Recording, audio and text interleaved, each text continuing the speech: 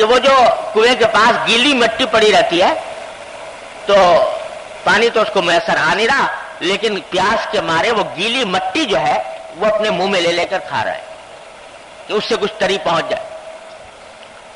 تو اس آدمی کو خیال آیا کہ یہ کتا جو ہے یہ بیچارہ ایسا ہی پیاسا ہے اور پیاس میں ایسا ہی مبتلا ہے جیسے کہ میں مبتلا تھا۔ پیاس سے جو تکلیف مجھے ہو رہی تھی اللہ کی اس مخلوق کو بھی ہو رہی، تو میں اس کے بھی پیاس بجھانے کا انتظام کروں۔ اب نہ کوئی ڈول تھا نہ برتن تھا کہ اس میں لا کے پانی پلائے، تو دوبارہ کنویں میں اترا۔ چمڑے کے موزے پہنے ہوئے تھے، چمڑے کا موزہ اتارا اور اس میں پانی بھرا اور چمڑے کے موزے کو منہ سے پکڑ کر اور کسی طرح چڑھتا ہوا کنویں سے باہر آ گیا اور لا کر اس کتے کو پانی پلا دیا۔ نبی کریم سرور دو عالم صلی اللہ علیہ وسلم فرماتے ہیں کہ صرف اس عمل کی وجہ سے اللہ تبارک و تعالی نے اس آدمی کی مغفرت فرما دی، صرف اس عمل کی وجہ۔ اب دیکھو کہ کتے کو پانی پلا دیا، اس نیکی کا موازنہ کرو کہ ایک آدمی ہے وہ تہجد پڑھتا ہے اور نوافل پڑھتا ہے اور روزے رکھتا ہے، یہ نیکیاں ہیں بڑی بڑی، اور کتے کو پانی پلا دینا اس کے مقابلے میں معمولی سی نیکی ہے۔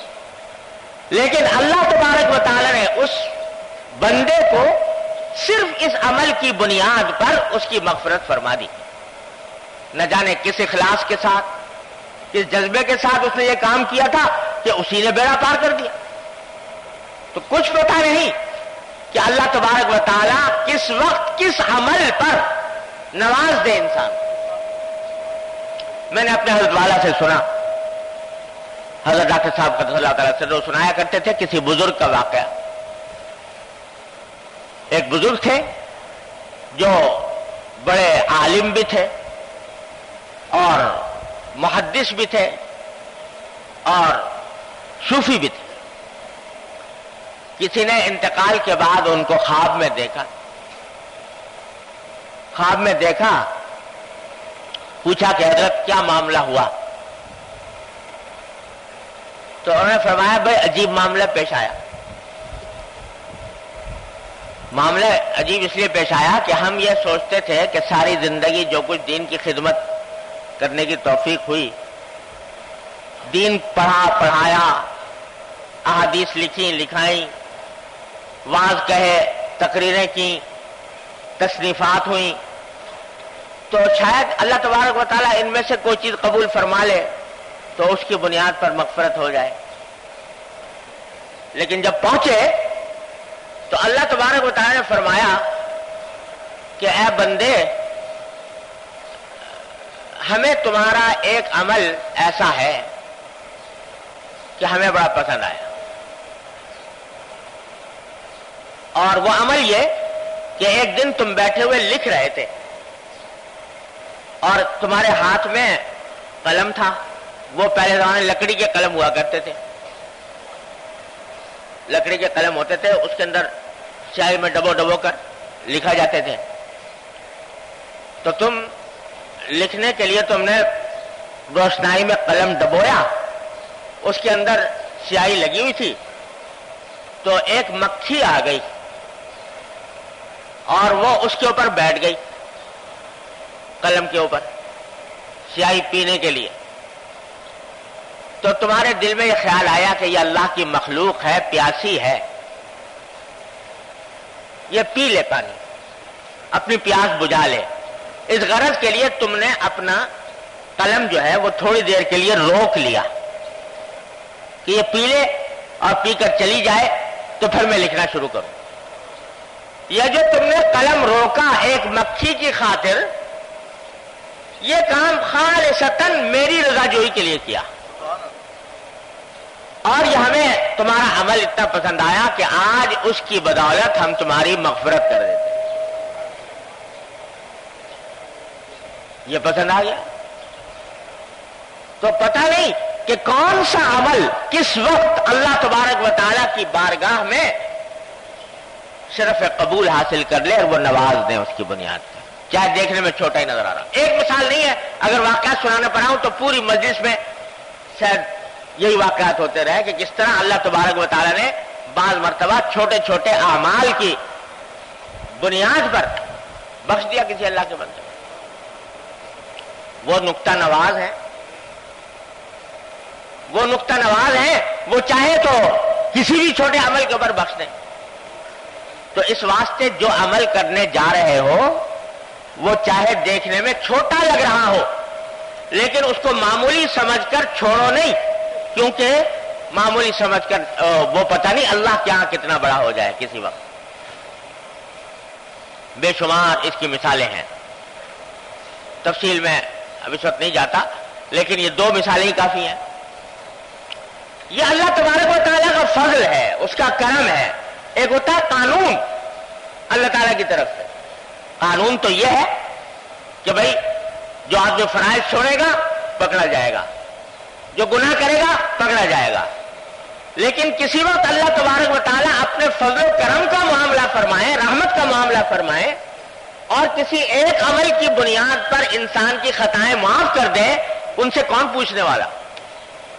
لا یسأل عما یفعل وہم یسألون۔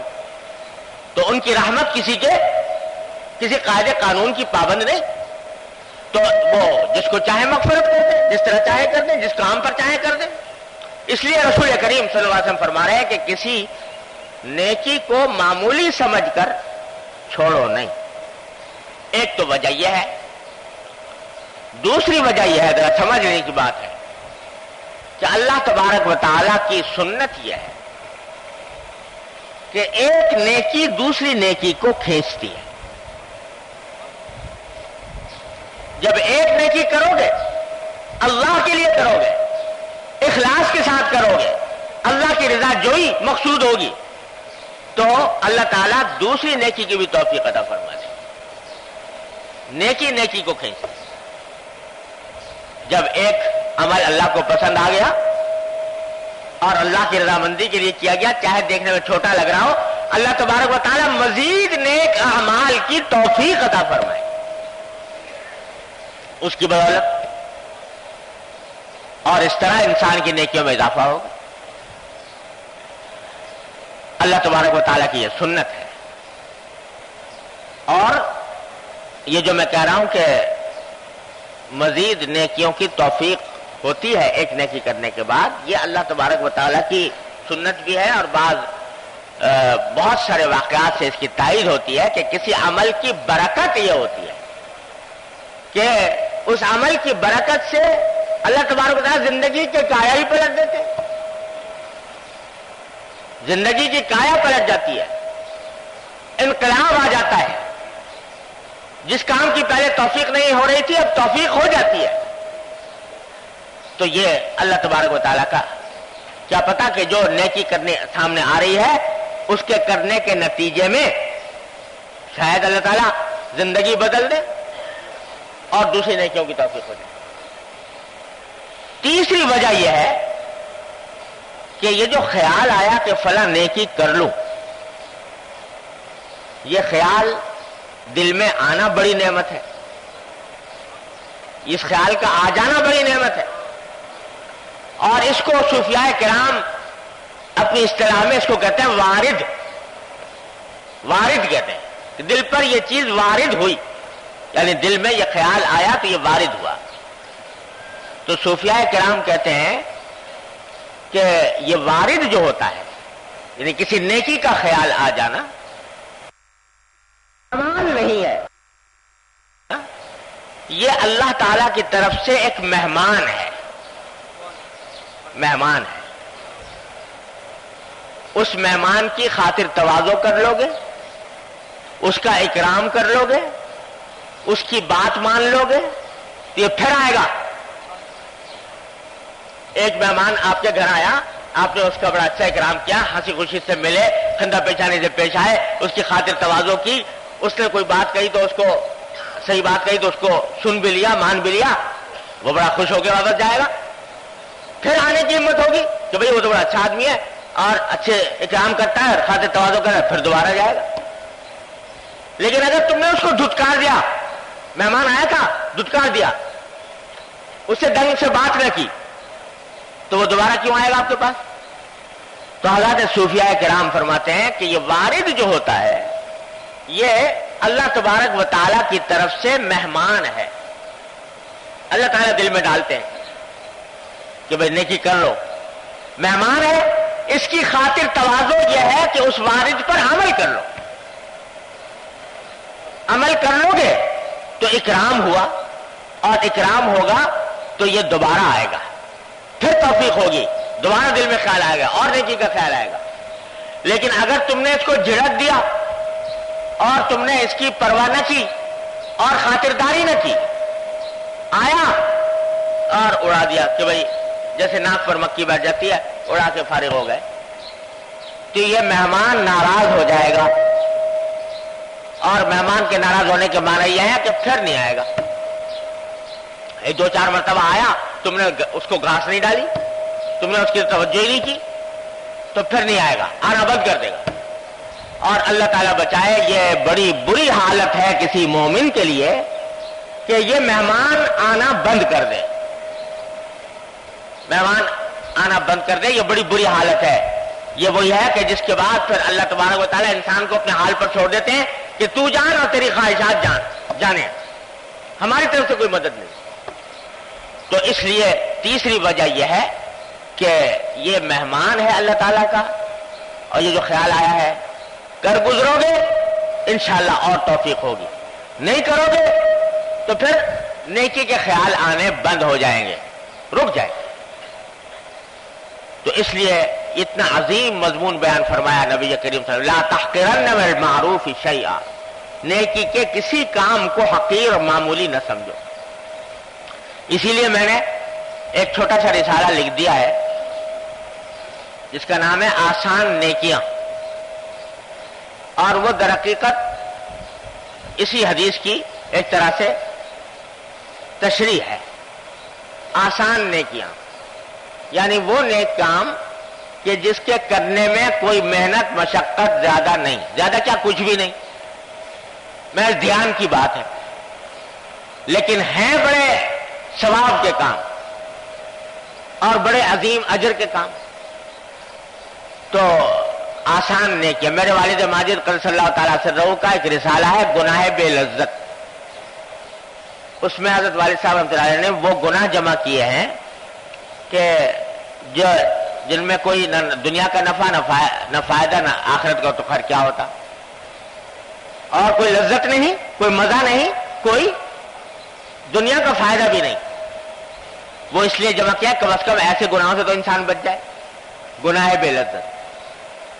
تو میرے دل میں خیال آیا تھا کہ اس کے ساتھ ایک رسالہ ایسا ہونا چاہیے ثواب بے محنت، یعنی جس میں ثواب مل جائے اور محنت زیادہ نہ کرنی پڑے. تو اس خیال سے میں نے یہ رسالہ لکھا تھا آسان نیکیاں، کہ جس میں ایسے اعمال بیان کیے گئے ہیں جن کے کرنے میں کوئی مشقت نہیں، محنت نہیں، اور کوئی وقت پیسہ کچھ خرچ نہیں ہوتا، اور ثواب بڑا عظیم. تو آدمی کو اپنی اصلاح کا آغاز کرنے کے لیے، خاص طور سے جو ہم جیسے لوگ جو غفلتوں میں مبتلا رہتے ہیں، ان کے لیے آغاز کرنے کے لیے ایک اچھا راستہ ہے کہ بھئی یہ آسان کام پہلے شروع کر دیں. اللہ تبارک و تعالیٰ اس کی برکت سے جو آگے کے کام ہے وہ بھی کرنے کی توفیق عطا فرما دے گا. وہ پڑھ لیجئے، چھپا ہوا ہے رسالہ، تو اس میں جو اعمال بتائے گئے ہیں ان کا اہتمام اور التزام کیا جائے تو اللہ تعالیٰ کی رحمت سے امید ہے کہ انشاءاللہ اس حدیث پر بھی عمل ہو جائے گا، اور اللہ تبارک و تعالیٰ اس کی برکت سے انشاءاللہ مزید توفیق بھی عطا فرمائیں گے. تو فرمایا کہ نیکی کے کسی کام کو حقیر نہ سمجھو، چاہے کسی پانی مانگنے والے کو اپنے ڈول سے اس کے برتن میں پانی انڈیل دو، یا کسی اپنے بھائی سے اس حالت میں مل لو کہ تمہارے چہرے پر نشاط ہو اور خندہ پیشانی کے حساب سے مل رہا ہو، تو یہ بھی بڑی عظیم نیکی ہے. بس بھائی اب یہ حدیث کا جو دوسرا حصہ تھا، دوسری نصیحت، اس کی ابھی کچھ تھوڑی سی مزید دوسرا پہلو اس کا باقی ہے. اللہ تعالیٰ نے زندگی عطا فرمائی تو انشاءاللہ اگلے اتوار میں عرض کروں گا. ابھی وقت ختم ہو گیا, ابھی حدیث ختم نہیں ہوئی.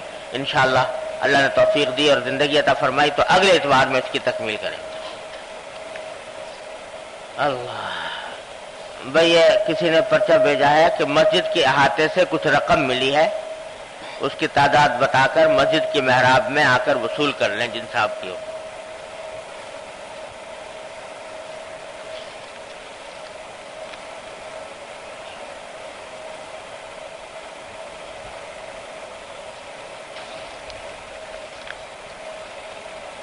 کسی نے سوال کیا کہ اگر کوئی ہندو یا عیسائی سلام کرے تو اس کا جواب دینا چاہیے یا نہیں. اس کا جواب جو آج کل کے معروف الفاظ ہیں, گڈ مارننگ, گڈ ایوننگ وغیرہ, اس طرح جواب دے سکتے ہیں. اور اگر اور کچھ نہ ہو تو صرف علیکم کہنا چاہیے, علیکم بس. دعا فرمانے. اللہم صلی علی سیدنا مولانا محمد وعلی آل محمد کما صلیت علی ابراہیم وعلی آل ابراہیم. ربنا ظلمنا انفسنا وان لم تغفر لنا وترحمنا لنكونن من الخاسرین. ربنا آتنا فی الدنیا حسنۃ وفی الآخرۃ حسنۃ وقنا عذاب النار. یا ارحم الراحمین, اپنے فضل و کرم, اپنی رحمت سے ہمارے تمام گناہوں کو معاف فرما. یا اللہ, تمام ہمارے چھوٹے بڑے, اگلے پچھلے, خفیہ علانیہ, ہر طرح کے گناہوں کو معاف فرما. اے اللہ, اپنے فضل و کرم سے, اپنی رحمت سے ہمیں, ہمارے گھر والوں, متعلقین سب کو ہر طرح کے گناہوں سے, معصیتوں سے, منکرات سے محفوظ فرما. یا اللہ, گناہوں کی نفرت ہمارے قلوب میں پیدا فرما. یا اللہ, اپنی طاعات کی محبت ہمارے قلوب میں پیدا فرما. اے اللہ, اپنی محبت کو تمام دنیا کی محبت, کائنات کی محبتوں پر غالب فرما. یا اللہ, اپنی رحمت سے, اپنے فضل و کرم سے نبی کریم سرور دو عالم صلی اللہ علیہ وسلم کی سنت کی اتباع کی توفیق عطا فرما. اے اللہ, تقوی کی دولت ہمیں عطا فرما. اے اللہ, تقوی کی دولت عطا فرما. اے اللہ, ہم بے ہمت ہیں, ہمت عطا فرما. بے حوصلہ ہیں, حوصلہ عطا فرما. اے اللہ, اپنی رحمت سے, اپنے فضل و کرم سے اپنے متقیوں کی صحبت ہمیں عطا فرما. اے اللہ, ہر طرح کے شر سے, فتنے سے, منکرات سے, معصیتوں سے ہماری حفاظت فرما. یا اللہ, تمام حاضرین اور حاضرات کو ان کے تمام جائز مقاصد میں کامیابی عطا فرما. یا اللہ, سب کی پریشانیوں کو دور فرما, سب کی مشکلات کو آسان فرما. اے اللہ, جن جن لوگوں نے ہم سے دعا کی درخواست کی ہے یا دعا کے لیے پرچے بھیجے ہیں, اپنی رحمت سے, اپنے فضل و کرم سے ہم سب کی دلی مرادوں کو پورا فرما. یا اللہ, ان کے مقاصد حسنہ میں ان کو کامیابی عطا فرما. یا اللہ, تمام حاضرین اور حاضرات کو ان کے تمام جائز مقاصد میں کامیابی عطا فرما. سب طرح کی پریشانیوں سے ہماری حفاظت فرما. یا ارحم الراحمین, ہر طرح کے حادثات اور سانحات سے ہماری حفاظت فرما. اے اللہ, ہمارے ملک کی حفاظت فرما. اے اللہ, ہمارے ملک کی حفاظت فرما. اے اللہ, ہماری بھی اصلاح فرما, ہمارے حکام کی بھی اصلاح فرما. یا اللہ, ہمیں حکومت عادلہ عطا فرما. اے اللہ, ہمیں حکومت عادلہ عطا فرما. اللہم انا نسألک من خیر ما سألک منہ عبدک و نبیک محمد صلی اللہ علیہ وسلم, ونعوذ بک من شر ما استعاذک منہ عبدک و نبیک محمد صلی اللہ علیہ وسلم. ربنا تقبل منا انک انت السمیع العلیم وتب علینا انک انت التواب الرحیم. وصلی اللہ تعالی علی خیر خلقہ محمد وآلہ وصحبہ اجمعین. آمین برحمتک یا ارحم. وأشرقت الأرض بنور ربها ووضع الكتاب